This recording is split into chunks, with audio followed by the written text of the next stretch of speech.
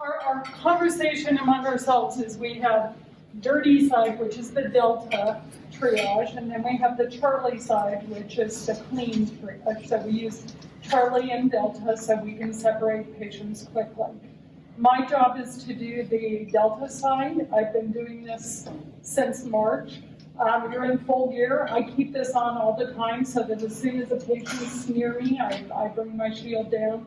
Of course, I'm in a gown and gloves and all those things, and I'm also in an N95. What hits me is we are seeing a surge that is so tremendous. Now it is taking out my staff. I admitted my own nurse to the hospital last night. She is not the first one. It's just emotional when you know that she has been working overtime week after week after week to provide care to the community, and now she can't breathe. So it hits you that we're at risk every day. We are reaching the point of having to have stretchers in the waiting room because the ED is full all the time, because the hospital is full all of the time. We have two areas, one with clean stretchers, one with Delta stretchers, so that we can separate that way. Other things that are hitting, and Mitzi is going to touch on this a little bit, but I lost a nurse recently, and it's not because of being overworked. It's because of the community attitude. She went to the laundromat at Woody's to put her scrubs in and was told she cannot wash her clothes there. She's a nurse, she cannot wash her scrubs there. She gave up, she said, I cannot take it anymore. She gave me her notice, and we've lost a very experienced, wonderful nurse because of the prejudice that we're seeing towards healthcare employees. The other thing that is incredibly hard is we cannot have visitors in. So if you are in having a heart attack, you can no longer have your wife or your husband at your bedside. We do allow a visitor if it reaches the terminal stage where you're about to pass away. That's the only time. I'm personally going through that in my family. I have an aunt who is dying. She was allowed to have 2 of her 4 children be at her bedside for her death. This is getting worse and worse as the COVID surge hits our community.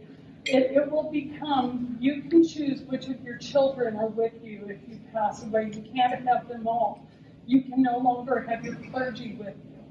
This is emotionally hard on staff as well. We want to provide compassionate care, and I think for that aspect of things, that's hitting us the hardest.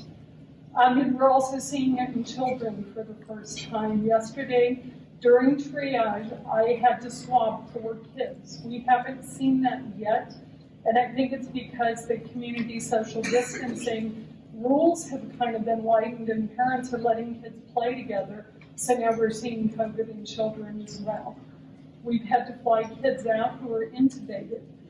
This is something that I'm extremely worried about because Phoenix is full. If Phoenix fills up and we can't send children down, we've got a big problem there too. So this is real. This is not manufactured. This is not news hype. This is facts that we have. So exactly, that every single bed is full.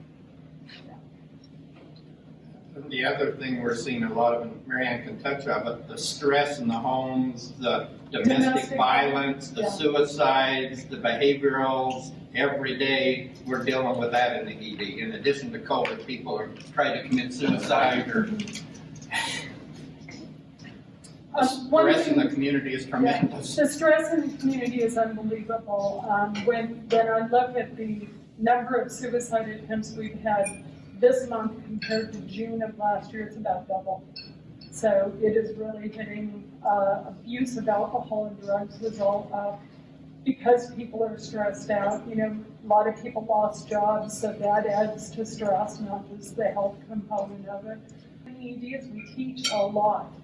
You know, if you're in there with a broken ankle, we're going to teach you to sleep on your stomach. So when you do get COVID, we're teaching you how to care for yourself at home, because it's that broad spectrum. We teach a lot about masks. I'm sorry, I can't recall your name, but I'm going to teach right now. We teach that the white side goes in, so if you're ever caught where you've taken your mask off and you can't remember which side you had in or out toward your face. That way you know I always wear white in, and I'm not rebreathing all that virus that all the community has shared with me today. So those are little things that we do in the ED as well. So I thank you for your support in getting the message out that this is very much a real disaster.